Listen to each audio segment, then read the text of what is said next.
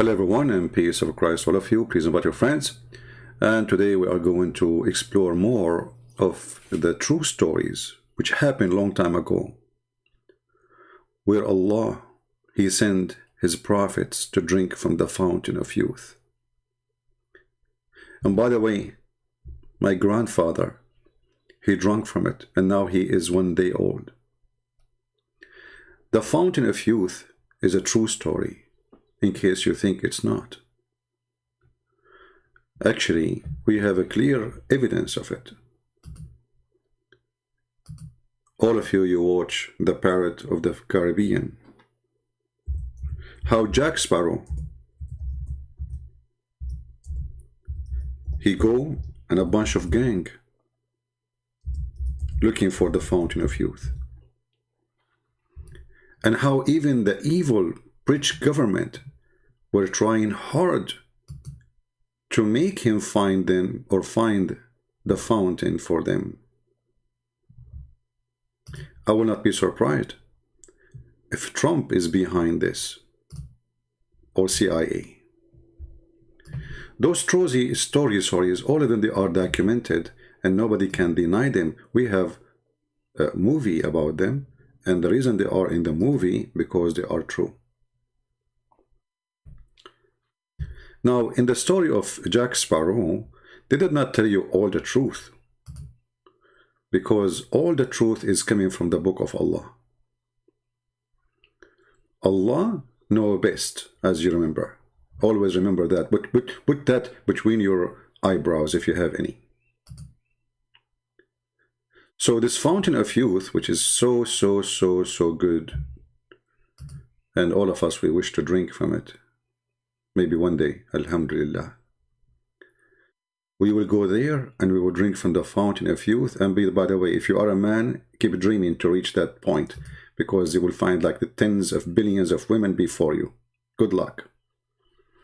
And if you try to go through, the nails are ready. You know, so like instead of living forever, you will die forever before you reach the fountain of youth. The only way to get there, I think, if you like dress like a woman, and I think now this is why Muhammad used to dress like a woman. So now let us go and examine the fountain of youth and where this fountain of youth is exist in the Islamic mythology or Muhammad fiction stories. See, always when we show Muslims things, they will say to you, well, he's lying, he's lying, he's lying. You know, this is the answer for anything. If you show them a hadith, he says, this is a weak hadith, weak hadith, weak hadith. Anything is embarrassment. Is in a speed of light, it's a weak. And by the way, weak is accepted in Islam. It's not really. This is why actually it's written in the book, because it is accepted. Otherwise, they would dump it in the garbage. You would not put it in the book. So in front of us, this is a website. It's called At-Tafasir al-Azima, which means the great tafsir, which means this website does not have interpretation for the Quran, which is not the greatest, only the greatest. And here we have, this is the tafsir written by Al-Imam al-Suyuti, and he is one of the biggest. Actually, I believe that this is Suyuti. He was really a genius.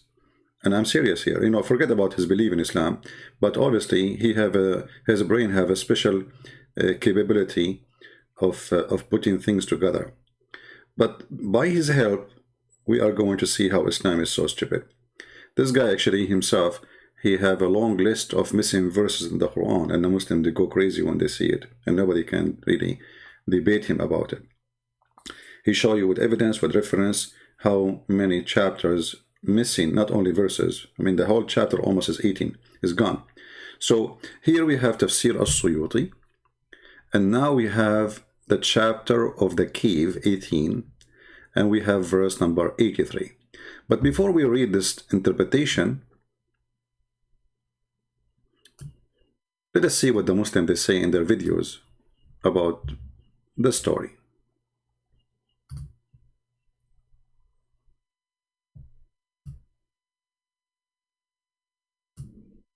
Allah subhanahu wa ta'ala mentions the story of Dhul-Qarnayn. And Allah subhanahu wa ta'ala says, وَيَسْأَلُونَكَ عَنْ ذِي الْقَرْنَيْنِ. We gave him power in this world. and we allowed him a path everywhere. And he went to the easternmost, he went to the westernmost. There are stories mentioned in the Quran about Dhul-Qarnayn. He was a just king. He thanked Allah subhanahu wa ta'ala. He found people of all different types and persuasions. And then the final one that is mentioned, the final group of people, حَتَّى إِذَا بَلَغَ بَيْنَ السَّدَّيْنِ, when he came to essentially a valley. There's two mountain slopes coming here. وَجَدَ مِن دُونِهِمَا قَوْمًا, he found a group of people. لَا يَكَادُونَ يَفْقَهُونَ قَوْلًا, they did not understand Dhul-Qarnayn. Dhul-Qarnayn did not understand them. In other words, this was a civilization that had no middle ground. In the good old days, once upon a time, before Google Translate, how did people translate from one another? There were people, intermediaries, who had traveled to both lands. Inevitably you would find somebody who spoke Latin and Arabic, who spoke, this language and that language. You would find somebody. Dhul-Qarnayn went to such a faraway land that the language of those people and the language of Dhul-Qarnayn had no middle ground. So Allah is mentioning this is a far-flung civilization. And here you see how the stupid story started. So those people, they don't understand the language, and he have no translator for them. And then a second after, we will see that they are talking to each other.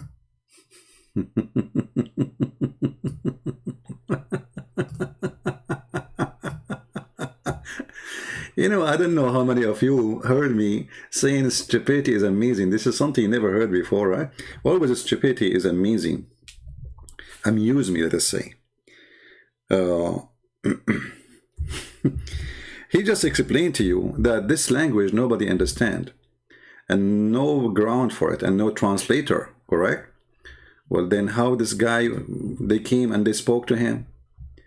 How the Quran mentioned that nobody can understand what they are saying, and he cannot understand what he's saying, and they cannot understand what he's saying.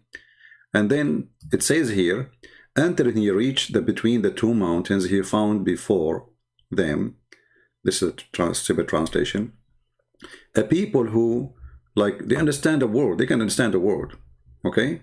And then they said, Dhul-Qarnayn, verily Ya'juj and like a second ago you said you didn't understand the word. A second after they said, do you see the stupidity of this cult? We just heard the sheikh, I don't know, this is Mufti Mink, I don't know who's he. We just heard him saying nobody can, every nation have a translator. Those people, there's no translator because nobody knows their language. So nobody knows their language. They do not know the language of Dhul-Qarnayn. Dhul-Qarnayn do not know their language. And then they said,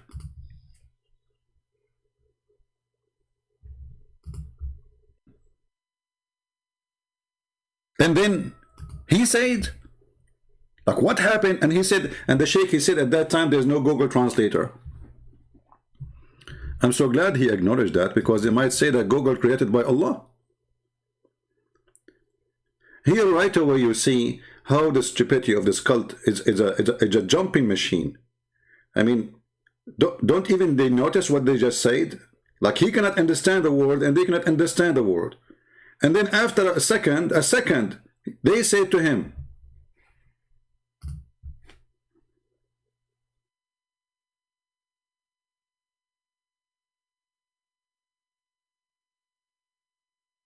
and not only they said to him, they explain things which is complicated, like those people, Gog and Magog, they are doing mischievement in the earth. Shall we render this tribute in order to etc. blah blah blah blah blah? And can you make a dam between us? A second ago they were a bunch of ignorant, nobody even have their language, and now we are talking about building a dam. And then he said,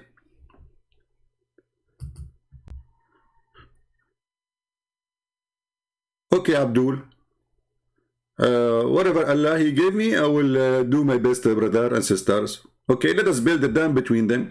And then things can be more technical. They do not understand him, he don't understand them. And then he said, bring me a block of iron. How in the world they knew that he want a block of iron if he don't understand the word?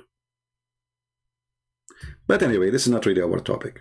I just wanted to show you that when Yasir Qadi, he says, the standard narrative has holes. I say to Yasir Qadi, it's not only the standard narrative has holes. all of you are full of holes. Your Quran is a book of holes. And how in the world Alexander the Great become a Muslim? In fact, the guy is a bisexual. I mean, this Muhammad, he made anyone he is famous a Muslim. If Muhammad was exist at that time, trust me, he will make Trump a Muslim. Anyone coming his way, I mean, Alexander the Great is a Muslim. All the books of history confirm that this guy, he sleep with everybody. He sleep with men, he sleep with women.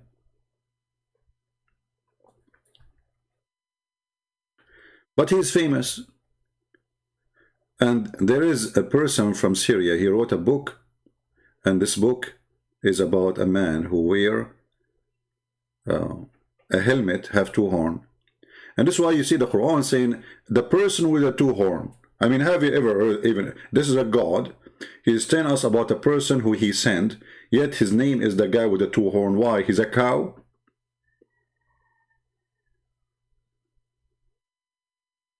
Do even Allah knew the name of this person? So now today, we are, we spoke before, if you remember, about the stories of Moses and the fountain of youth. If you remember, Moses, he made a speech in front of his people, and he says, oh, children of Israel. And the funny, by the way, they say Israel is not, there's nothing is called Israel. This is Palestine. But the stupid Quran keep calling them children of Israel. Obviously, the children of Israel, they are Indian from America. I mean, even your stupid book keep calling them the children of Israel. So Moses, he made a sermon, and he spoke to the children of Israel, and he told them, I am the most, he asked them, who is the most learned person among the people? Someone's asking Moses. Moses says, I am me. Come on. Me. Then Allah, he said to him, you stupid Moses, it's not you. Moses, he said, like, what? Not me? So Allah, he admonished Moses, and he told him not to ascribe all the knowledge, not ascribe to all the knowledge to Allah only. Then came to the divine inspiration. He says, yes, one of our slaves in the junction of the two seas is more learned than you. And here, by the way, translation of the junctions of the two seas is al-Bahrain. Bahrain, the country is called Bahrain? This is where it is. The funny, if you go and see where the Bahrain is, you will see that Bahrain is connected to the Mediterranean, which is very funny. So there is a person who lives in the conjunction of the two seas, and that is al-Bahrain, in Bahrain. And then Moses, he told to him, okay, how I can find this guy so I can learn from him, how I can meet him. Allah said to him, take a wheel, not a fish, take a wheel in a basket, and whenever the fish is lost, follow it. Look, what the heck? Follow it. How you can follow a fish, a dead fish? She's dead in the basket. Big whale. By the way, at that time, I mean, you remember we showed you the story in the previous video, how there's a guy, he was 3,000 arms tall, and how he hold, he walk in the sea, he don't swim because he's so big. He walk in the sea, and the sea does not even go to his knee. And then he hold the wheel, and he put his hand up in the sky, and he do the barbecue to the whale by the sun, because he's so high, he's so close to the sun, brother. So Allah told him, take a whale with you, put it in the basket, and then when you lose the whale, follow it, and you will find that place. So Moses, he set out along, and he went with his attendant, Yeshua bin Nun. And here the funny part of the story. Bin in Arab, in the language in Arabic, it's coming from the Aramaic actually, means son. Nun is a whale. I mean, look, even the servant, his name, Yeshua, son of the whale. Look at this, brother. I mean, obviously, there's no fabrication in the story. So Moses now, he have to take a whale with him, and then he choose a servant, and his servant, later, by the way, he became a prophet, but this is a different story. His name is Yeshua bin Nun, the son of the whale. Unbelievable, alhamdulillah. And then they carried with him the fish, which is the whale, until they reached the rock and rested there. Until they reached the rock. I mean, is that how simple? You go all the way from Israel, all the way to Bahrain, and then you find a rock. There's only one rock in the way. Let me open the map. You see, I said to myself, I'm not going to stay long, but I don't know how to do that. Sorry. I will start making videos just without going live, by the way, so to force myself not to stay long. Because as long there is, you know, more ideas will come and things is endless. All right, so let us open the map of Prophet Google, peace be upon him. So this is the country we are talking about. It's a little island in the Persian Sea, which the Arab today, they are fighting to correct the Arab Sea, but all of us, we knew that this is the Persian Sea. They love to hijack anything. So supposedly Moses, he went all the way from Jerusalem, or from Israel, wherever he was, and then all the way to Bahrain, brother. And then they found a rock. I mean, the story makes sense. I mean, think about it. Think about it. Okay, this is Israel, brother. And now, Moshe, how are you, Moshe? Are you doing good, Moshe? Okay. So Moshe now is going to take a route from Israel, brother, and he will keep going from here.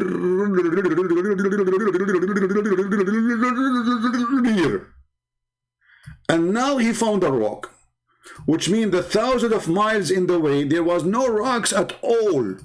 I think it was a highway.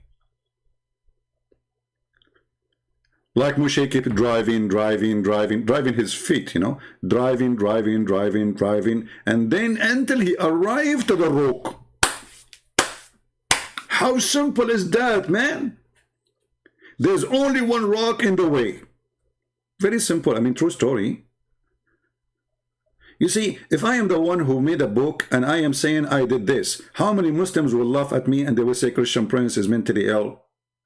But as long their prophet is the one who said that, brother, it's true story. So he keep going until he find a rock, because there's no rocks at that time. No rocks. The earth was rocks free, you know. Rocks happen after, when my grandparents, the Arab, they start throwing rocks at each other. Like, we are the one who created the rocks. We are the Arab, you know, brother. Yeah. Before us, there are Jews. Jews don't throw rocks. Actually, yeah, there is Jews. They throw rocks too. You know, the story of David, he threw a rocks, isn't it? Yeah. But maybe that was simple rock. Like one rock exists in Israel, but there's no rocks. So Moshe, brother, he keep going until he found the rock. Bingo. But, hey, Abdul, how Moshe, he keep walking? Did he walk in the sea or something? I mean, you see now they build a bridge. This is a newly built bridge between Bahrain and Saudi Arabia, if you see it here. But this bridge was not exist. So how Moshe was able to walk all the way to the island of Al-Bahrain? Like what? Okay, you know what, let it go. Don't, you know, I mean, come on, don't focus on the details. As they say, in the details is the devil. So Moshe, he went all the way to Bahrain. How he went, Allahu Alam. How he did it, Allahu Alam, Allah knows best. How he crossed the sea, Allahu Alam, especially they are walking, you know, as the story says. Until they arrive a rock. Let me see if I can find a rock here. If there's any rock. I need to open Google, or, you know, Google Earth. Hold on. Let's do a satellite thing. Oh, here we go. There's a rock here. Is that a rock? No, there's no rocks. Like, what the heck? They hide it, the kuffar. I bet you the American, they are behind hiding the rock. I cannot see the rock. Where is the rock? I see Walmart. What is the rock? Keep looking. I mean, I have a satellite and I cannot find the rock, which Moses, he found so easy. But I think, you know, I think Moses, he was using a drone or something, you know, like Those drone, you buy them from Amazon.mum. There's a rock here. No. Why is no rocks? Where is the big rock? I give up. I give up. Okay, you guys, you find the rock. Okay, take your time. So anyway, so he keep walking until he found the rock, and then next to the rock he did what? Let us see what he did.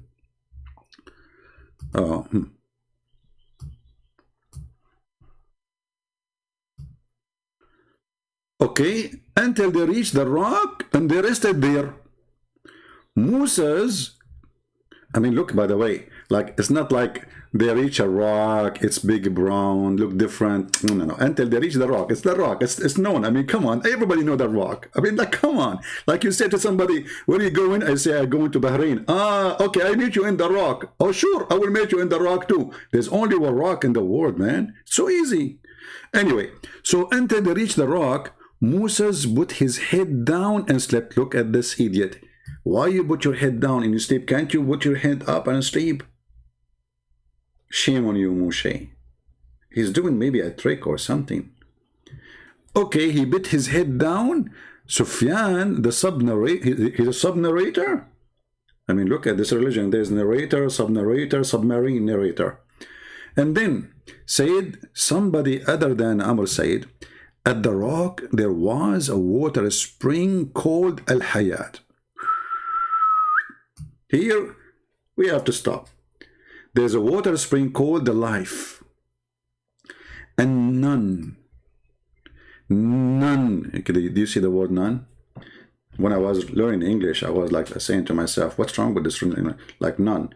You know, they told me that a woman, she, she surrendered herself to God. They call her none. And then none submit to what's anyway, okay, so let's let it go. So a none come in touch with the water but become alive, brother. Deep. That's deep. You touch the water, you don't drink the water, you don't even need to drink it, you touch it, just touch, not here. Leave don't touch me. I said touch the water. What's wrong with you? So you touch the water, and right away you will become alive. Like, hold on. How he touched the water and he's dead? So the dead, he touched the water and became alive? Hey, dead man, go touch the water. I'm dead, you idiot. I cannot move. So a nun touched the water but became alive. Okay? So some of the water of the spring, look, now here's the details. Now he explained the questions and he getting me busted because I said, how the dead one can touch the water? Look, he refuted me. And some of the water that is spring fell over the fish. That's it. There's no excuse not to believe now. It's clear. So some of the water of the spring fell over the fish. So it moved like weak. And they slipped out of the basket. Look at this. And entered the sea. This is what happened to you when you walk next to the fountain of youth. Here we go. You lost your sardine. All right. I mean, and the story continue. You can read the hadith by yourself. It's a long story. And this is again in Sahih al-Bukhari, hadith number 27.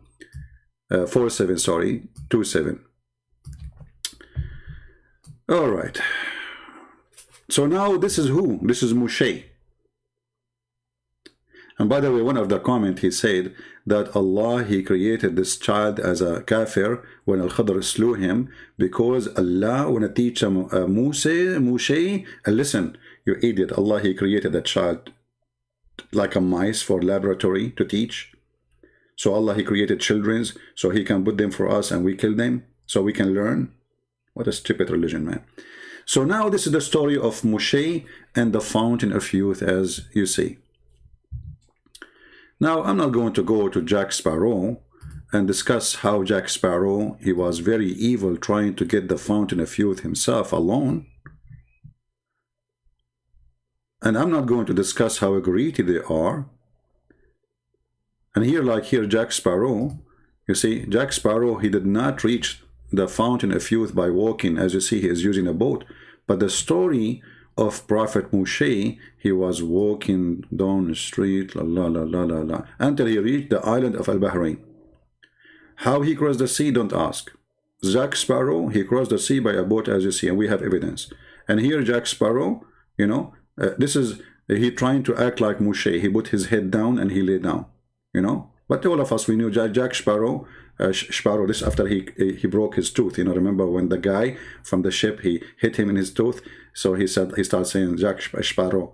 So here Jack Sparrow is running because they are chasing him, because they want to get the ring of the you know, the compass, where you can find the, you know,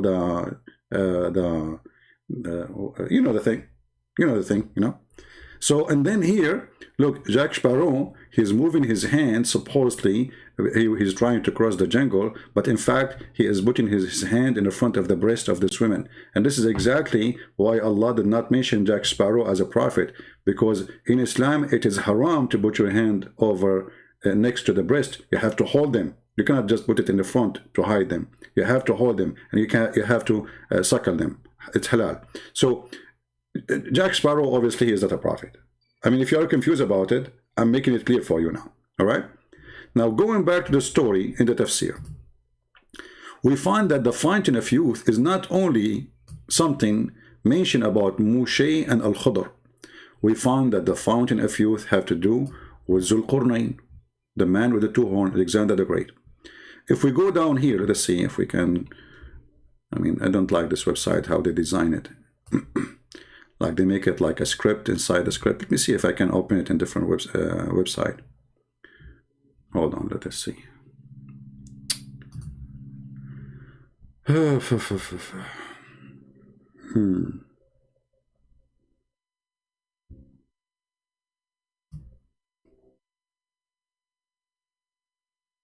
Okay. I will try to find it in different websites so we can open it better.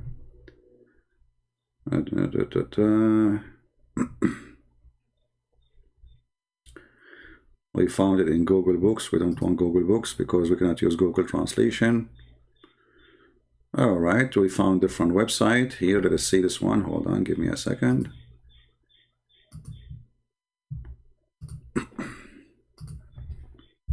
Let me give you the link. You know, I will give you the link for the reference. So you can see what we are talking about. And you can use Google Translation from your side. This is other website other than the one I'm showing you in the screen. So now let us go there.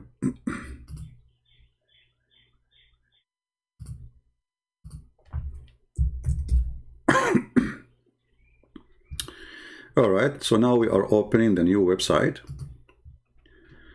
All right, so here it says they are asking you about Dhul-Qarnayn. This is a chapter 18, verse number 83. Right?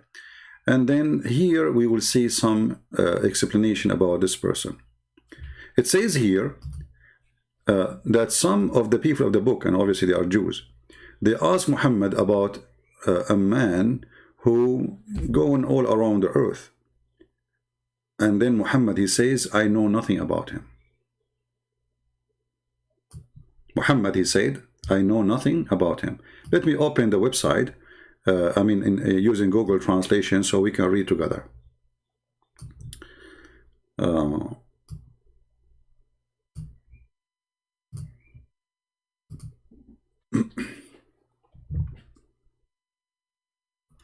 So reported that a Jewish said to the Prophet, oh Muhammad, let us go first.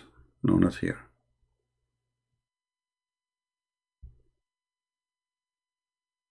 Anyway, you can read this part. Oh Muhammad, do you remember Abraham and Moses and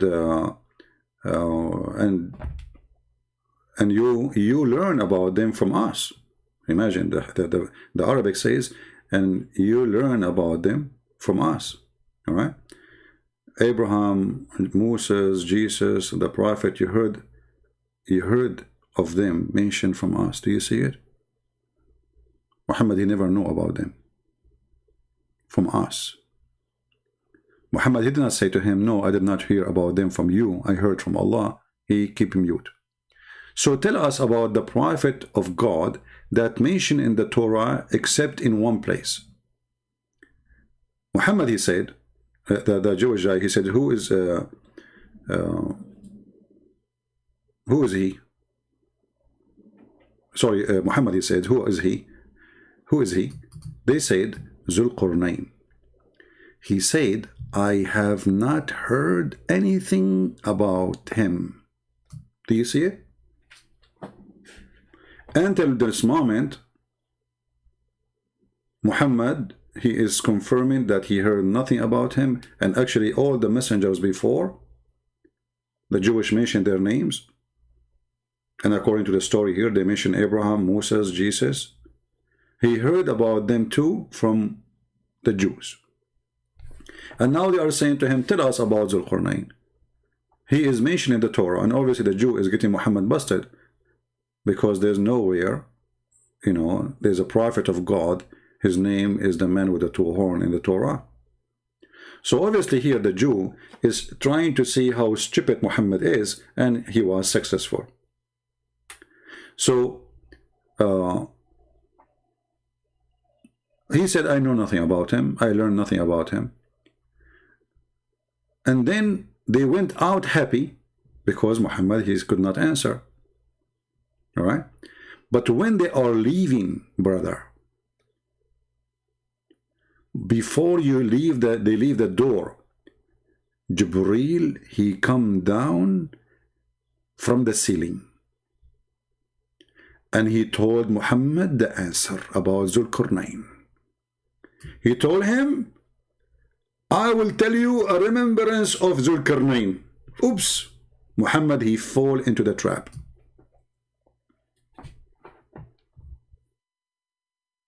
Muhammad, he fall into the trap. And then here Muhammad, he continue telling the story about Dhul-Qarnayn.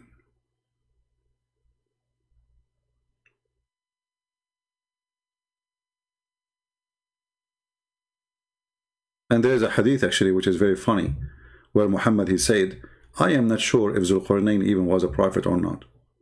And here you ask yourself, what kind of a prophet he do not know if other prophet is a prophet or not? I mean, why he is so ignorant about the topic? How come he do not know? So the story continue. Let me see if I can find this hadith in English.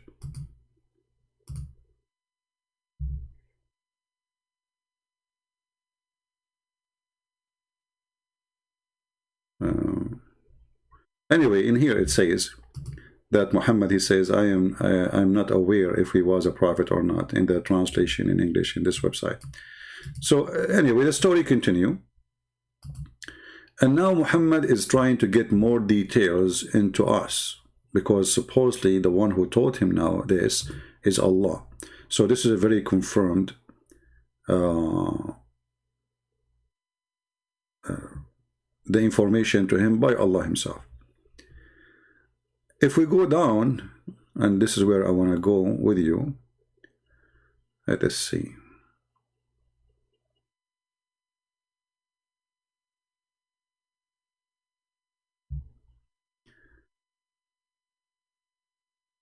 Where we will, because the the text is so long, and all of it is really stupid stories.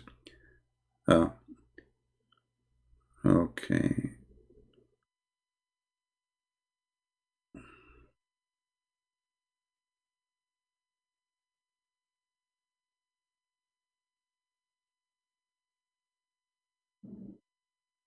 Yeah, it says here down. Let me see if I can find it without reading the whole thing. I will search for the word horn. All right. So he have two horns. Okay. Dhul-Qarnayn, he have two horns. Let us see if we are in the right place.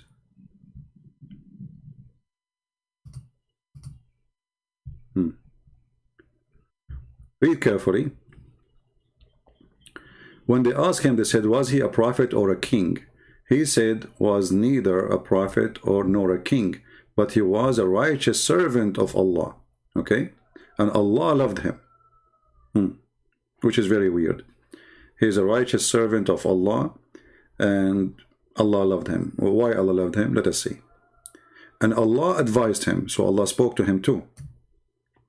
Now here, those hadith, they are like many contradict each other about if he is a prophet or not. Some they say he's a prophet, some they say he's not. As we showed even before, it said he is not sure if he was a prophet or not. So Muhammad, you don't know. Anyway, God sent him to his people, and they beat him on his horn. But remember, Muhammad is not sure if he is a prophet or not, but he is sent by Allah to warn the people. But this means he's a prophet and he's a messenger. If Allah, he sent him. I mean, you see how stupid the story? If Allah sent him to his people to warn them to convert to Islam and to believe in Allah, well, doesn't that make him a messenger of Allah? Very stupid story. And then, so he came to the people, said to them, convert to Islam, brother, and say Shahada. His people did beat him, and he died. And then God, he revived him for their jihad, to go against them. Then he sent him to his people again, and they beat him again. And then another horn came from his head after he died. So here they explain to you why Alexander the Great, he have two horns, why he's called Dhul-Qarnayn. Because simply, he went to his people twice, asking them to convert to Islam. Each time he speak to them, they hit him with the hammer in his head, and he have a horn, and he died. He died. But there is a pimple coming from his head. This is the horn. And then after that, he start putting a hamama, which is just, you see the sheikhs, they put in the top of their head to cover the two horn, because he looked like an ant or looked like an insect. Unbelievable story. And then Allah, he bring him back to life. Alhamdulillah. The story here continue. Let us see where we will arrive.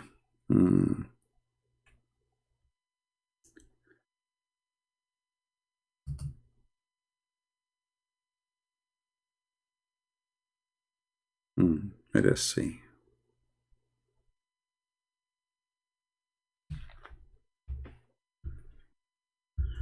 Oh boy.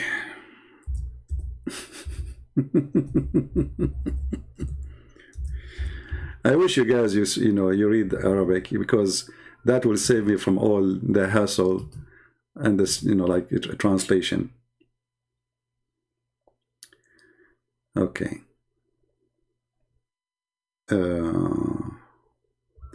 Let us search for the word green to save from reading all of this. Green. Look like translation is different. Let us see. Search for the word water. Okay. Here we arrive to the story of al-Khadr. So you will see that this man, and the Muslims, they try to deny that he is Alexander the Great. They keep saying to us he is not Alexander the Great. Here you will see that he built the city. It's called Alexandria. He built the city. It's called Alexandria. And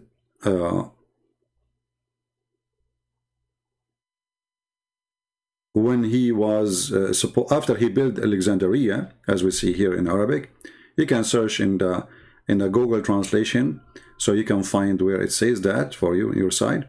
It says here he came to the seashore of Egypt, and he built a city. It's called Alexandria. And then when he built it, Allah, he sent him an angel. Allah, he sent him an angel. And this angel took him to the sky.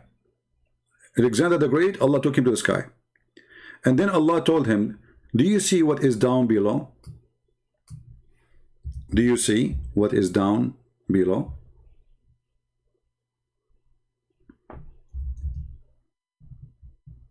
Isn't it amazing to know that Allah, he took Alexander the Great to the sky?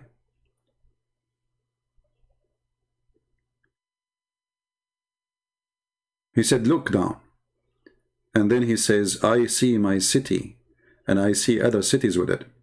Then he took him up, and then he could not recognize the cities because they became so far, maybe.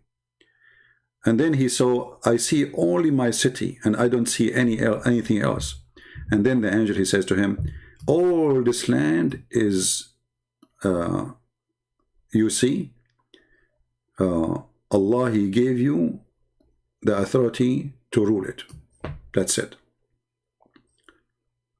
So go in it until you arrive where the sun set.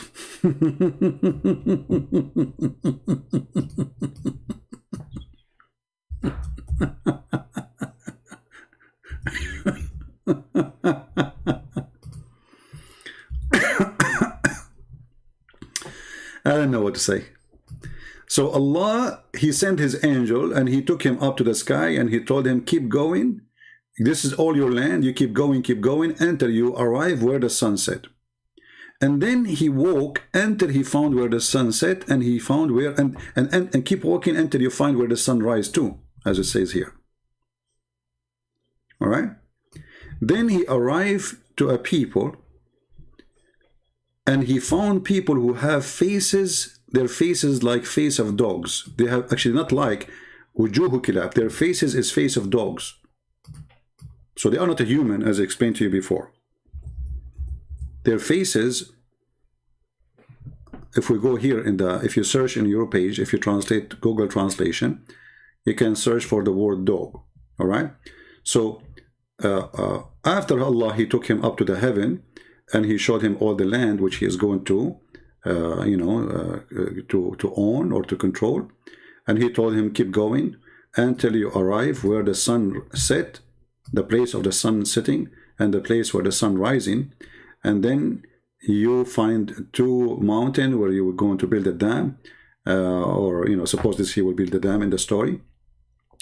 And then he keep going until he found across to Gog and Magog, and he found people who their faces were dogs' faces.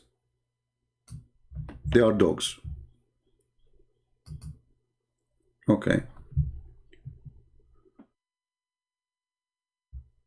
But now we will find something different. You see, all the story until now, we did not see anything yet about the fountain of youth. I mean, what is the fountain of youth? Suddenly, you will notice in the middle of nowhere that al-Khidr appear in the story. Remember, we are talking about a person who does not exist in the time of Moses. Remember the story in the Quran speaking about Moses meeting al-Khidr, right? But now we will find that al-Khidr, he appear again in the story of Dhul-Qarnayn. So if you go here, you will see that Dhul-Qarnayn, he used to go around, and then one day he stood upon a mountain. It's called the mountain of Adam.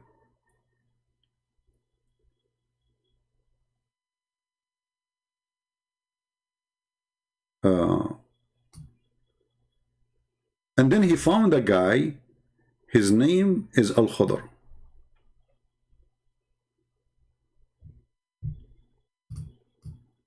In that mountain.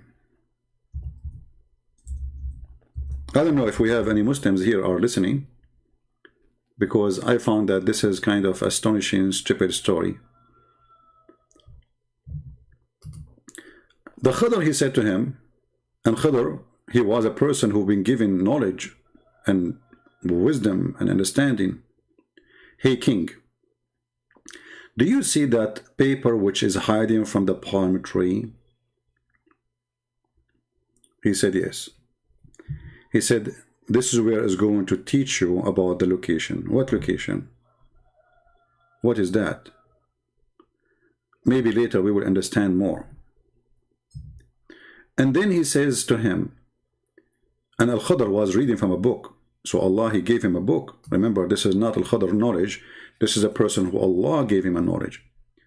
he said to him, I see a book, it's written in it, Bismillah ar-Rahman ar-Rahim, هذا كتاب من آدم أبي البشر أوصيكم ذريتي وبناتي. So in the name of Allah ar-Rahman ar-Rahim, this is a book written by Adam, the father of the human. I give you my will to take care of my children and my daughters, and to be careful from my enemy and your enemy, which is Iblis, which means Shaitan. He is the reason to send me down from the Firdaus, which is supposedly the garden of Adam and Eve, to the land of the earth. And I sent down in this location. So this is where the palm tree was located. Allah, he dumped Adam there. And he said, like in this location, the one who look at it, he will find that I have 200 years of sin by one look, which is very hard to understand, you know. So I've been sent there, and I was, let us say, he was cursed by Allah, and he dumped him in that location, and he was, if you look at that location, you will find that 200, maybe 200 like jail, like Allah, he put him there for 200 years because of one sin. And then he says he studied the earth, and he studied the trees, and he said, and I did water this land from the tears of my ears. So repent to Allah. Okay. Now here, the story is over. Dhul-Qarnayn, he read for him what he have in his book. And then Dhul-Qarnayn, he said, or he wiped the place where Adam used to sit. And when he did that, he found that it is 180 miles. And he counted the trees in that location, he found them 900 trees. From every tear of Adam, there was like a tree coming. And then when Cain and Abel, they killed each other, or they killed one of the brother, killed the other brother, it became, those tears became a land. And this land cry blood.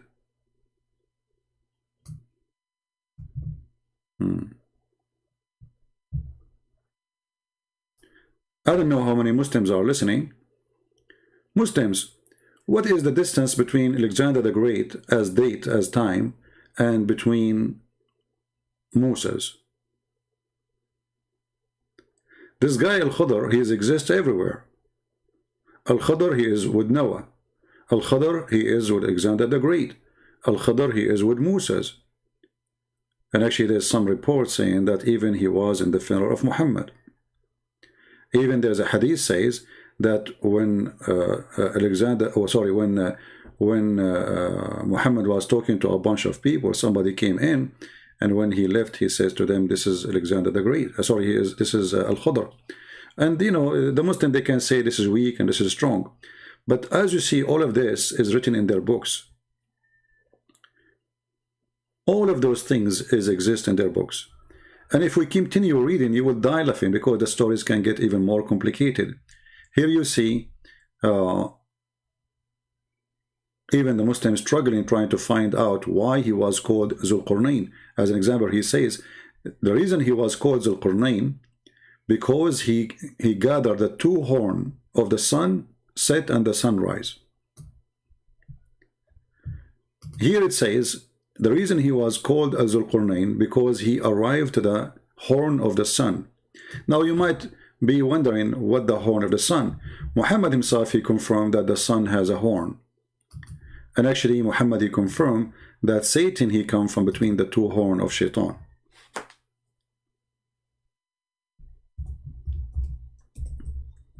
And maybe I have to stop here, because that video will go forever if we want to read the whole thing. And maybe we can continue later. So if we read here, let us see. As you see, Muhammad is beyond recognition of science. Muhammad is the biggest scientist. So Muhammad, he believed that Shaitan, he have horn.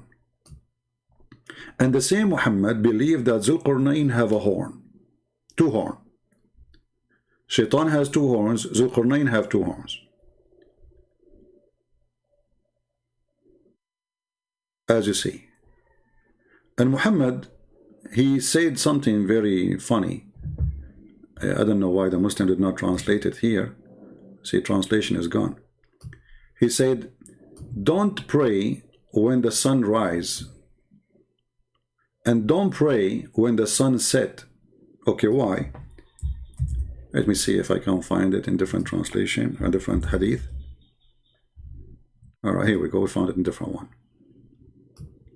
Why? Read carefully. Aisha, may Allah pleased with her, said, Umar, may Allah pleased with him, said, it's not correct, rather the message of Allah only forbid.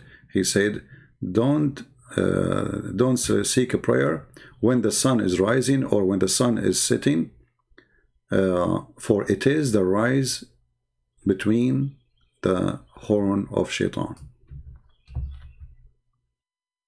So when Dhul-Qarnayn, he arrived where the sun set, and he arrived where the sun rise, he arrived to the two horn of Shaitan, because the sunrise from between the two horn of Shaitan, and the sunrise from between, or set from between the two horn, or between the two horn of Satan.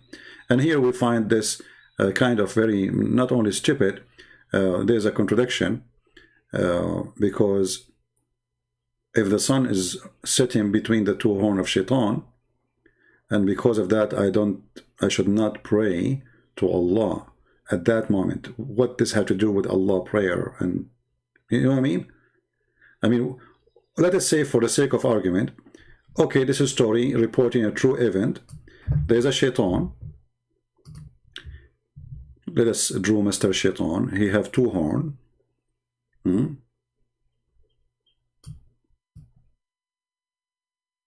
This is Mr. Shaitan. And now the sun is sitting between his two horn. Let us make the sun with the green color so it can appear, or red.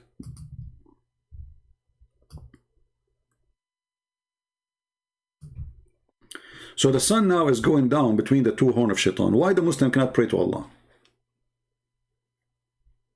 What is the connection? What is the reason?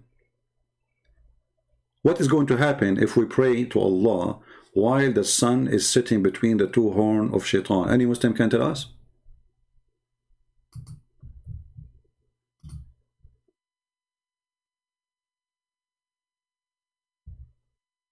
There's any Muslim can help us? Who is a Muslim have an answer for this? The sun now is sitting between the two horn of Shaitan. And by the way, this is what NASA found, right? So, why I cannot pray at that moment? What will happen? Any Muhammadan?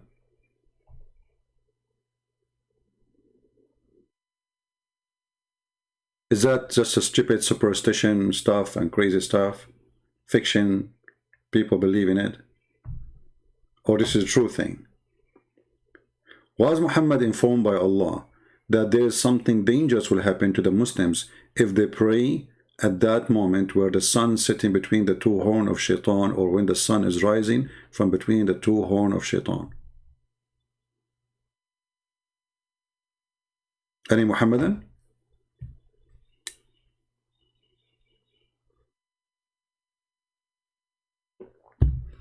You know, I wish I can finish all the reading, but as you see, this is very long, and that will take me really for long to finish it. And I'm trying to make my videos shorter. But as you see, the fountain of youth is exist in the time of Muhammad, sorry, in the time of al-Qadr. And later we will find it exists in the time of Dhul-Qarnayn. And we will find that Dhul-Qarnayn, he went all the way trying to find the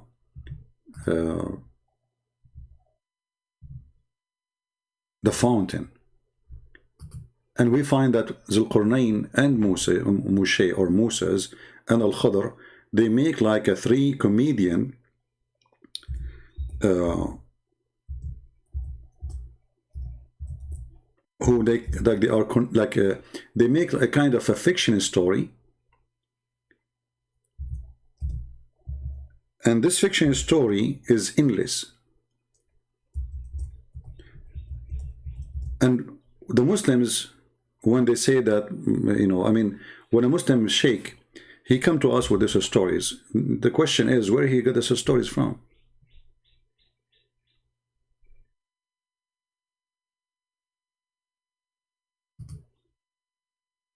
And by the way, this exists even in the book of Ibn Kathir, and exists in many, many books.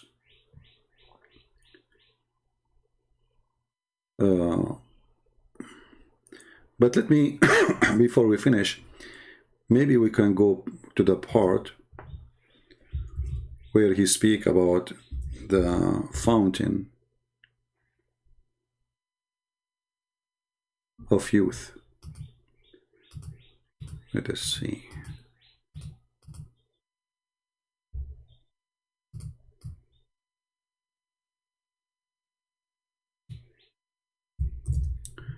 Let us go back to the page. At least we can complete the topic,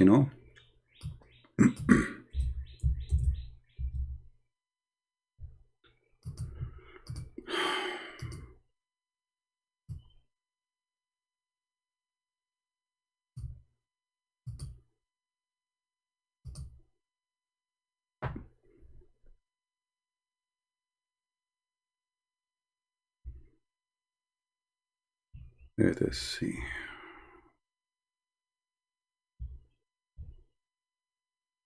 Tons of fiction stories, stupid stories, none of them make sense. But why I'm not surprised? Very normal. This is what Islam is about.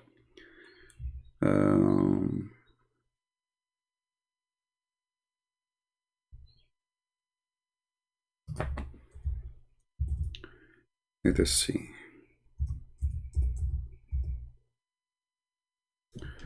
All right. Here we find the part where they are talking about the fountain of youth. Let us clean the screen from the drawing. And then we go to the Google translation. Just give me a second.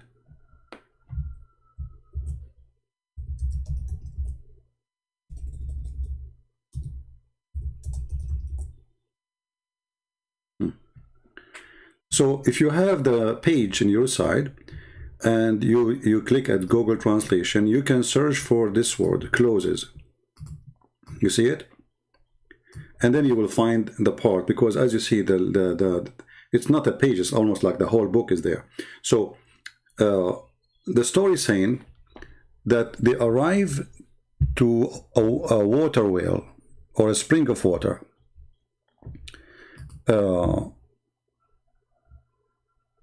Let us see here. Al-Khudr, before, he said to him, and you can go read before from the beginning, actually a little bit more. You will see talking about how many soldiers he have, that Dhul-Qarnayn, in each place he go, he stay for 12 years. You see, each time he arrived to a place, he stay in that place for 12 years until he arrived where the sun set, and then he camped and he gathered his soldiers, and then it says the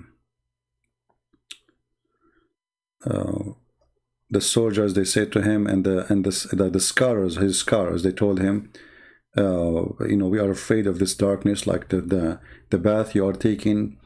And we seek you not to go in the path where nobody went before, the path of darkness. Don't take us there. Don't take us in the path of Adam. Blah blah blah blah. And then they keep talking about it here, and then the story continue. And then he keep walking, and then he saw a lot of females.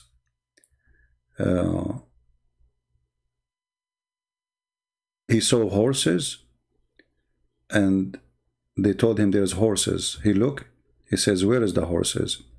He says, females. He said, what females? He says, the virgins. So he chose 6,000 of female virgin horse. And then he chose from his soldiers 6,000. I mean, I know, like, when you are reading this, nothing makes sense, right? But I mean, this is what it is, what we can do. Like, sometimes people, they say to me, I mean, your translation is really confusing. My friend, it's not my translation confusing you. The story is confusing. The story is stupid. What can I do? So if I say to you, 6,000 virgin female horse, you will say virgin female horse. You might think I'm making a mistake, but this is what it is. What I would do. And then he chose 6,000 of his men. And then he made the al-Khudr a leader of 2,000 of them. Okay? But in the translation, for some reason, the word al-Khudr is not coming, you know? So, here we go, it says actually. And he gave al-Khudr the command of 2,000 horsemen. All right, so al-Khudr now became a leader in the army of Dhul-Qarnayn. And while al-Khudr, he was walking, Dhul-Qarnayn came to him from his house, and Dhul-Qarnayn, he went down to the house of al-Khudr. And while the Khudr, he was walking in darkness. I mean, look at the connection. How he is in the house, and now he is walking in the darkness. Don't ask me. So he was walking in darkness, and the people, they went away from him, and then he throws some like a dice, made from like a ruby, something like this. He threw it, and it fell in the edge of water spring.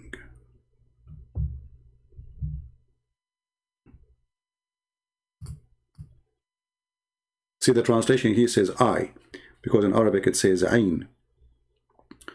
So it fell in the edge of a water spring.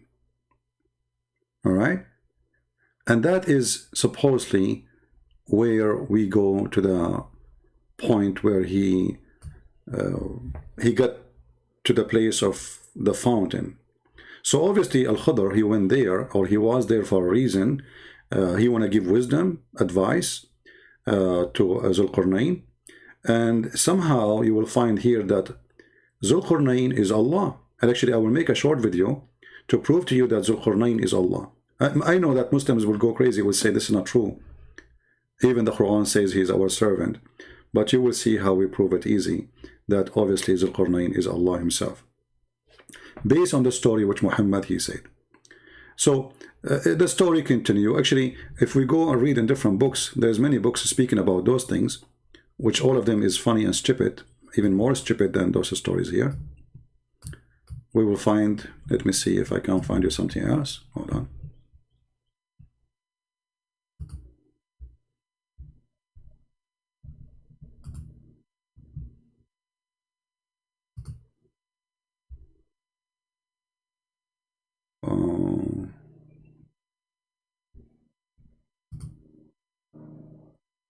Yeah, here actually we see more details. Let's see, hold on.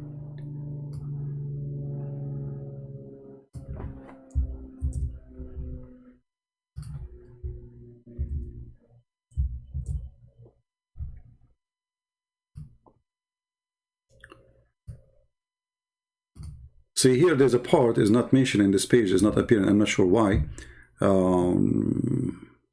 Maybe it's there, but I did not see it. Yeah, maybe al-Suyuti, he took it off. It says here that when he arrived, when he threw the ruby or that thing in his hand, and he arrived to the edge of that fountain,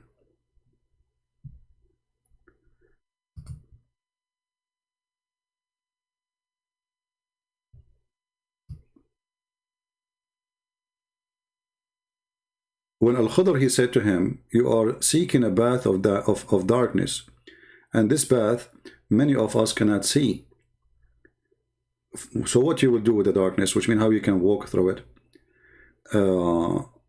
if we, like, let's say we walk and we don't see our way, etc. And then Al-Khudr, he gave Dhul-Qarnayn a red ruby. And he said to him, if you arrive to the darkness, throw this ruby in the ground. If this ruby, or if the ground is green, then those who they are in the darkness, they have to come back. So Dhul-Qarnayn, he took it and he went. All right, he took the ruby. And Al-Khudr, he noticed what Dhul-Qarnayn he want. What he want? He want the fountain of youth. And Dhul-Qarnayn, he is hiding, what he in his heart he want. He did not tell Al-Khudr that I am seeking to find the fountain of youth. So he keep walking, and then he thought that the fountain of youth, let me use Google Translation. I will post this link for you, so you can open it from your side too. Give me a second.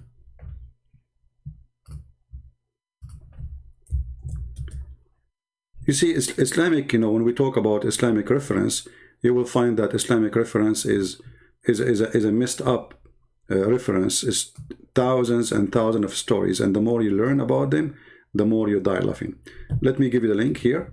You can open the same link, and you can click at Google Translation, as you see, and then you can read with me what I am reading. All right. Let us see. Yeah. So Dhul-Qarnayn, in the time of Al-Khudr, he is trying to find where is the fountain of youth. And actually, even if you go in the title, if you translate, let us see if we translate the whole thing. Click at the side of the page, translate to English. You'll find the title saying, read with me carefully, the story of Dhul-Qarnayn and his request for the eye of life in the darkness. So here you get the whole story, what this report is about.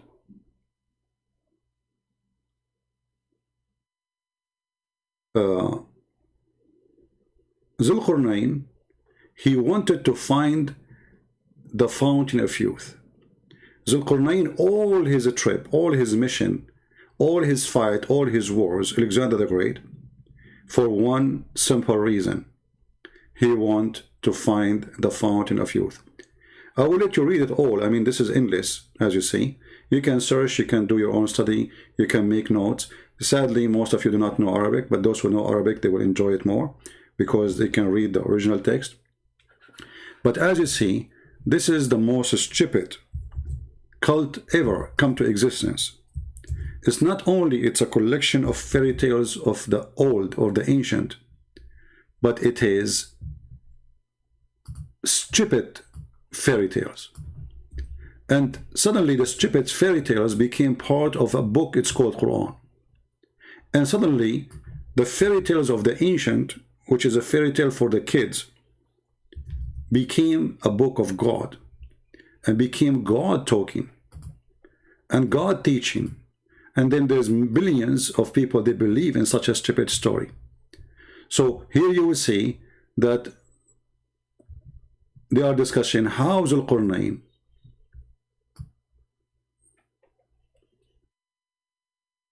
that the scholars of the people, the Muslim scholars who study the books, trace back how Dhul-Qarnayn was working hard trying to find the eye of life, which means the spring of, in Arabic, the word ayn is eye. But when you put eye water next to it, it make it eye of water, which means spring of water. So Dhul-Qarnayn trying his best to find it. Dhul-Qarnayn, when he lived forever, Al-Khudr, he was there for a reason. And obviously Al-Khadr, he don't want him to find it in some stories. Like Al-Khadr, he want to keep the eye of the fountain of youth only for himself, for his own use, so he can stay alive forever. Obviously, Al-Khadr, he is against anyone to find this fountain. He don't want Dhul-Qarnayn to find it, because that will make him alive. And this is how the Muslims explain how and why Dhul-Qarnayn is not alive forever, but Al-Khadr, he is alive forever. So I will stop here, because the story is endless, as you see, but just I wanted to share with you things, you know, we don't mention always. And the difficulty part of this thing, of those stupid stories, is the English translating to your language. But thanks to Google translation, maybe you will not get the perfect translation, but you get the idea. And the idea is very simple. Islam is a superstition, stupid cult. Everything about it is nothing but superstition. By a man, he claimed to be a prophet of God. But ask yourself, can really a prophet of God, who spoke to his God, or his God, he inspire him, he come with such stories? And if the Muslim, they will say to you, oh, those stories are not in the Quran. My friend, they are in the Quran. As you see, this is al-Qarnayn in the Quran. He found where the sun set, he found where the sun rise. So when those scholars, they are coming to you with the stories, and most of it is coming either from your prophet or from his companions, and speaking about this person, he arrived, entered, he found where the sun set and where the sun rise. That is in the Quran. And then the Muslims, in order to avoid the disaster and the stupidity of the Quran, they say, oh, he he did not really say, the verse does not say he found where the sun set. No, he did not say that the sun set in murky water. This is how it appeared to him. Anyone see the word appear to him? Anyone see the word he thought? It is Allah who is talking. The Jews, they asked the man, tell us, they asked Muhammad, tell us about Dhul-Qarnayn. Muhammad, he said, and we show you the interpretation, saying, I know nothing about him. Then Jibreel came to him right away. And Muhammad, and by the way, some story says it took him a few weeks, so the story of right away is very funny. So Jibreel told him, and now Allah is talking. Allah is the one mentioning here, says, until he came to the rising place of the sun. Where is the rising place of the sun? The sun rises everywhere. You do not need to go anywhere to find the rising place of the sun. That is stupid to say. So when they try to explain, they try to say to you, oh, this is how it looked like. You know, he saw it rising, but it's not really. But no, hold on. It says, until he came to the rising place of the sun. So here there's two things. There's timing and there's location. And he found it rising on a people. He found people near it. And then if you continue, you will find that this guy, he continue before it actually, where he found where the sun sitting. Enter when he reached the sitting place of the sun. It's a place he reached. What happened there? The sunset. He found it. It's Allah is not saying he thought. You see, Allah is reporting the story. He found it. He report a find. Not he thought. And the funny, the Muslim, they say to us, the Quran is an amazing language. So can't Allah he use, instead of he found, he thought? Is Allah like, is your God Allah stupid? If you want to say he thought, he will say he thought. He did not say he thought, he says he found it. And even the Sayyid Muhammad himself, he confirmed that the sun set in a murky water. Was Muhammad unaware and he have wrong understanding of the verse too? And you Muslims, you have better understanding? Isn't it this is your prophet saying that? And here I need to ask a very simple question. Is that the same water where the fountain of youth is? You see, all this video is to come to an end. Remember, the Quran speak about where the sun set. It said what? You see, the Muslims, when they try to fabricate answer, they say, oh, it's like when you see the sea, when the sun set in the sea, the guy he thought it is the sea where it goes inside. It says here spring. The sea is not a spring. It's so clear. It is, the sea is not a spring of water. And if you Muslim, you claim that Allah, He speak perfect Arabic as you claim, then Allah, He uses stupid language to say spring of water if it is a sea. Because a spring of water is something small. It's a spring of water. All of us, we know it's spring of water. So here the sun set in the spring of water. The spring of water is where the fountain of youth. The spring of water is where al-Khadr in the story we showed you is seeking to find. Are you seeing the connection we are trying to do? The reference we showed you from Tafsir al-Suyuti and other tafsir, as we saw here. This tafsir here is to lead us to one thing, that Dhul-Qarnayn was trying to seek an eye of water, a spring of water. Dhul-Qarnayn, he arrived to the eye of water. And the Quran confirmed that. And he found there the sun sitting there. Al-Khadr, he drank from the fountain of water. And he did live forever because he drank from the fountain of water. Al-Khadr, he gave him a ruby, and he said when you arrived at the darkness, Al-Khadr, he don't want him to keep walking to find the fountain, or let us say he found it, but he did not dare to continue walking because it became so dark. So he gave him a ruby. He says to him, when you arrive to the darkness, throw it in the ground, and if the ground scream or something like that, you back up, you go back. So all the stories lead us to one thing. This is a cartoon. This cannot be from God.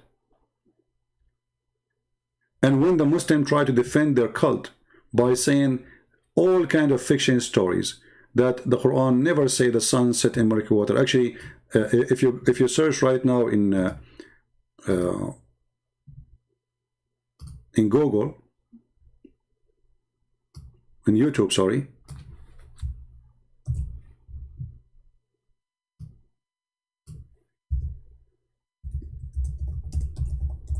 you will see how many Muslims volunteer doing their best trying to fix the stupidity of the Quran.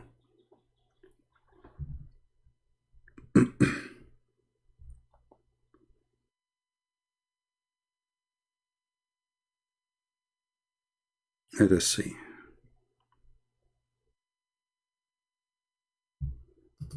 This is an old video. The other points that William Campbell raised was regarding Surah Kahf, chapter number 18, verse number 86, that Dhul-Qarnayn sees the sun setting in murky water, in turbid water.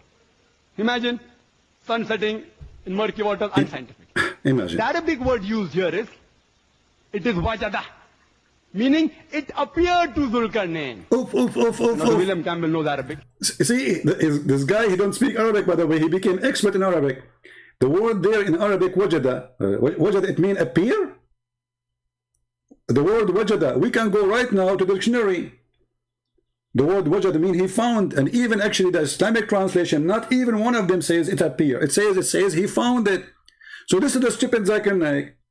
They ask him how in the word it says he found it. He says found it. That doesn't say found it. It says wajadaha. Wajadaha means it appeared to him. But all of you can go right now to the verse and you can copy the word. This is the word wajadaha, and you can take it to Google Translation. Actually, you know what? I can do this in front of you. I can use Google Translation in front of your eyes to the same page without even copying anything. You know, like you open the page here with Google browser, and we have the original translation in English in the right side, and the Arabic. So what we do, we click here, translate to English, and then this verse, verse number 86, will be translated. Let us see what Google translation will be. Is it going to say it appear, or it says going to be founded? But we do not even need to do so. It says here, even he found it sitting in a spring of black water. So how in the word he found it became, according to Zakir Naik, it appeared to? Do you see how dummy, how stupid, how desperate their answers are? And this is what happened when a person, he defends Islam. Whatever he say, nobody oppose. If it is me who said the word wajadaha mean appear, you will see a Muslim making tons of thousands of videos saying Christian Prince is lying. But as long as al-Qarnayn is the one lying, and the lie purpose is to defend Islam, it's okay. Murky water, in turbid water. Imagine sun setting in murky water, unscientific. The Arabic word used here is, it is wajada, meaning it appeared to Dhul-Qarnayn. Meaning, the word wajada, meaning.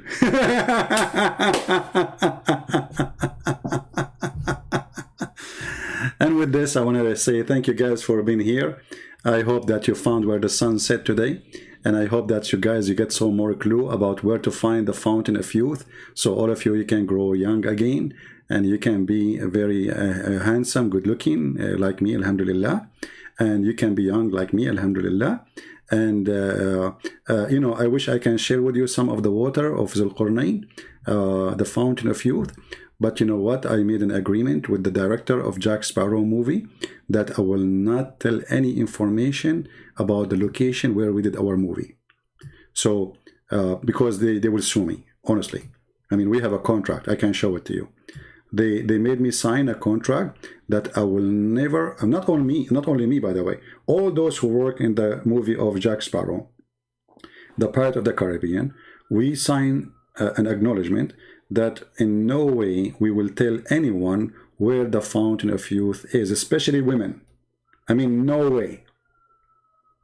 I mean, like, your mother-in-law now, she is 90, and soon she might go. And now she go drink the fountain of youth, and now she is 16 again. Good luck with that. So they made a sign says specifically, you don't tell women. Specifically. Okay? And because, you know, like, there's a lot of women here. Sorry, I cannot share. You know, I mean, if you are just men, I mean, we can share with you that. You know, and by the way, Zakir Naik, as long you know the meaning of the verse and you know Arabic. Do you speak Arabic?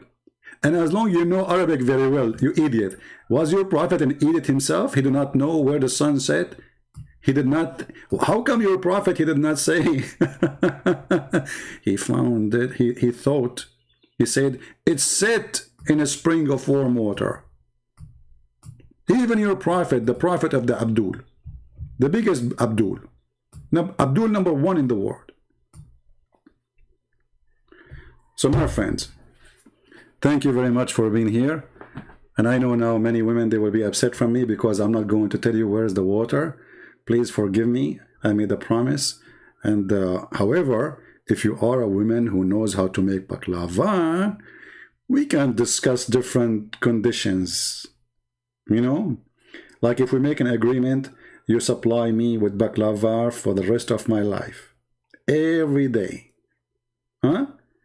Then I might think about telling you, you know, to get like maybe like little tiny, maybe few drops of water will make you like maybe 40, 45, 50 years younger, you know. But you have to sign, like we have to go to the lawyer and, you know, appear before the judge, you know, Judge Huri Butar. And, you know, you hold the ring of the, you know, even the Lord of the Ring is in the Quran and in the Hadith. Go and read the stories about the Lord, the Ring of Solomon. You would die laughing. Actually, I say to you that number 1 stupid chapter in the Quran, which nobody can beat it, is chapter 18. Flying carpet of Sulaiman, you know, Sulaiman, I mean, crazy stuff. Not only about Al-Khadr, the 7 sleepers, or, you know, you name it. You know? Look at this story. Look how beautiful it is. You know, look at this, look. This is the most funny stories ever. Chapter 27 and chapter 18 are the ones who they are really very, very funny and very stupid. And actually here, just to show you one thing here, the stupidity. In chapter 18, there's a verse which I find very amusing. They asked Muhammad, those who they are, the, you know, the Christian they speak about, those who they've been chased by an infidel king, they want to kill them because they became a Christians. How many they are? How many? I mean, very simple question. He's not asking them science. How many they were? So Muhammad now, he don't know really what he is going to answer. He don't dare to say anything. So look what he said. He said, Allah told me the following. Some, they say they were 3 and their dog is number 4. And some, they say they are 5 and their dog is number 6. Guessing the unseen. Yet others, they say they were 7 and their dog is number 8. Okay, now Allah will give you the answer. Oh, Muhammad, say, only Allah knows their true number. What the heck? So what the purpose of this verse? They're asking you how many they are. So the coward Muhammad, he is afraid to say the number and then he will get wrong. They will get him busted. So some they say they are 3 and their dog is number 4. Some they say they are 5 and their dog is number 6. Some they say they are 6 and their dog is number 7. Some they say they are 7 and their dog is number 8. And then the answer is, okay, Muhammad, tell them Allah knows best. And not only that, he says, only Allah knows their numbers, and then none knows them but few. Like, what the heck? So what is the number? I mean, what is this complication all is about? Just tell them the number. He don't know. He's afraid to tell them the number. People will laugh at him. The story name you eat is called the 7 sleepers. I mean, isn't it obvious what is the story? What is the number? It's called the story, the name of the book, the 7 sleepers. And Muhammad is still, he don't dare to give the answer. And as long there's a few people they knew, okay, tell us what the numbers. Because already it's not a secret. I mean, what is the big deal? Are we going to tell us about nukes? Is that like you will unveil the location of the fountain of youth? Tell us, then even this one, Muhammad, he cannot answer. And here you see a mistake in the Arabic. He says that some they say they are 3 and their dog is number 4. Have you ever heard in any language somebody says 3 and their dog is number 4? Actually, it doesn't say number 4. وَرَابِعَهُمْ, and the fourth is the dog. You don't say the 4th is a dog. He is not a human. You say 3 and 1 dog. In no language you say such a thing. This is stupid. Muhammad, he considered the dog is a human. The fact, even the word here, kalbahum, is false written in Arabic. The original word is kali'ahum. Kali'ahum. In the story which is written by an Aramaic Syrian bishop, I believe his name is Yaqub. In this story, it says that it's a fiction story. It's about a group of guys who run away from a king just because they became Christians, and they hide for their life in a cave. And then God, he sent an angel, and that angel was kali'ahum, not kalbahum. So the stupid Muhammad, instead of getting the word kali'ahum, he said kalbahum. Either Muhammad was the fool or the one who wrote the Quran for Muhammad. He got it wrong because of maybe the way it's written close to each other. Kali'ahum simply is the one who provides them.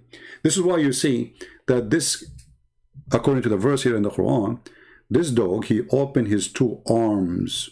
Have you ever heard of a dog have 2 arms?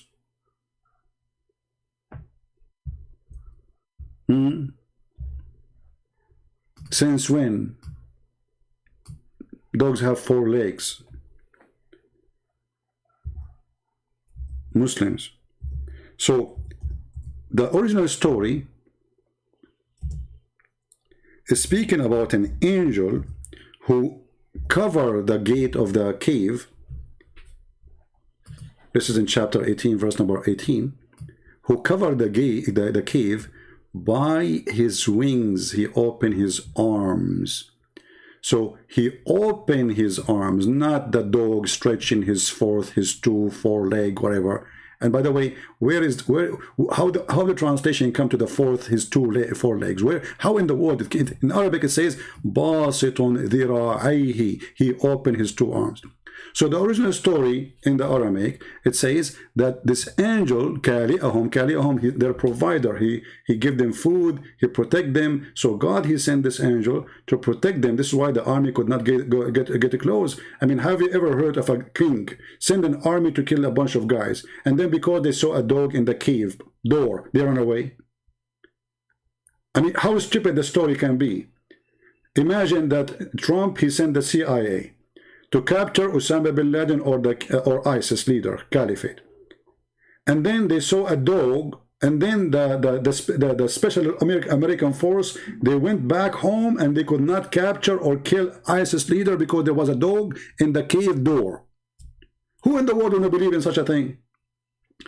Even, by the way, even in the Islamic interpretation, many they believe that the original word is Kali'ahum, not Kalbahum, which means it is an angel.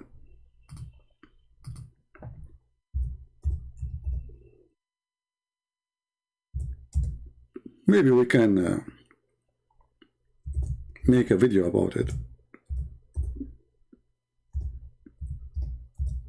We should.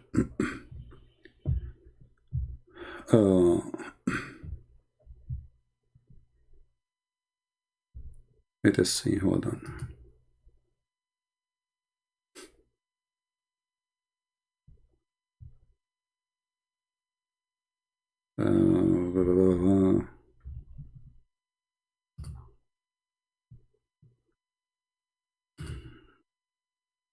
And the funny, even Muslims, by the way, acknowledge that there must be an error in the Quranic text.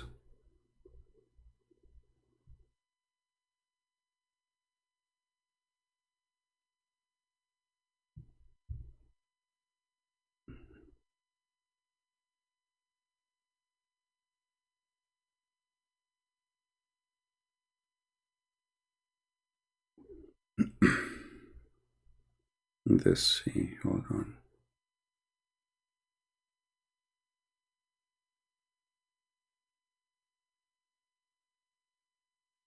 Anyway, I can make a video about it. See, I said half hour ago I have to go, and I said to you, bye-bye everybody. I believe, can you believe it? That's why I don't want to go live no more. I will make short videos and post them, because the short video we are talking about already now is 1 hour 32 minutes. Do you see how short it is? It's very short. So I want to say thank you guys for being here, and I really appreciate having you. I hope when we go live, if you like me to keep coming live, you invite more people and you share the links, and more people they join us, so more Muslims will leave Islam. In the same time, I will start posting short videos, but I will mostly post them in the Arabian Prophet account. In the Arabian Prophet account. The reason, I noticed that YouTube took almost 20 to 30,000 subscribers from my account because I did not use it for a while. And here I wonder how in the world they do that. So the account, I think it was almost 100,000 subscribers, and now maybe it is 70 something, you know. So I'm going to start posting the short videos in the Arabian Prophet. Maybe the admin can post for you the Arabian Prophet account, and you can subscribe there. And I will make a video to tell you that I'm going to post short videos there, so we can keep that account alive. You know, this is what YouTube does. I mean, even when I go, before I leave the live streaming, it says to me, as an example, current view is 10,000. But after we close, you will find it says 6,000.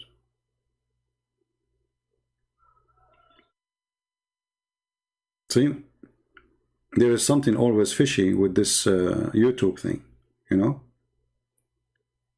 Current view now is 1,000, sorry, and then it says the total playback is 8,165. So it should appear 8,165. Let us see when I'm done. Check and see what the number will be, and then you will find it's like 6,000 or maybe 5. So how the 8,000 switch to 5,000 or 6,000? You know, people subscribe and then they come again. They found themselves unsubscribe, and obviously they did something to my other account, the Arabian Prophet, from more than 100,000. Now I have, I think, last time I looked, it was maybe 70 something. I forgot how much, how many. So we will start posting in the Arabian Prophet account short videos. And please subscribe to that channel so you can join us in the short videos. And then maybe I will go live in this one. So still we will use both, all right? We will see. Anyway, I want to say thank you guys for being here. And I hope all of you found the location of the Fountain of Youth, even though I was trying my best to hide my GPS. So none of you will find where is the location of the Fountain of Youth, because I live very close to it. And actually all my neighbors are very young, especially the ladies of my neighbors. I gave them water from the Fountain of Youth in exchange of an agreement. They cook for me and they make salad. One she makes salad, one she clean the house, one she clean my car, and the other one she go and do shopping for me, and the other one she wash dishes in exchange of giving them some water from the Fountain of Youth. And for sure those ladies are very happy, because finally they do not need to use makeup. They are so good looking now, and they feel so young for real, you know. And their husband, this is the only problem, their husband looks so old compared to them. And now they are thinking of divorcing those husbands because they don't match. I mean, come on. You married your husband 40 years ago, and now he's maybe 60 years old. And now, like, look what? You know, you are 17 years old. Like, come on, you are not going to stay with somebody who's 16.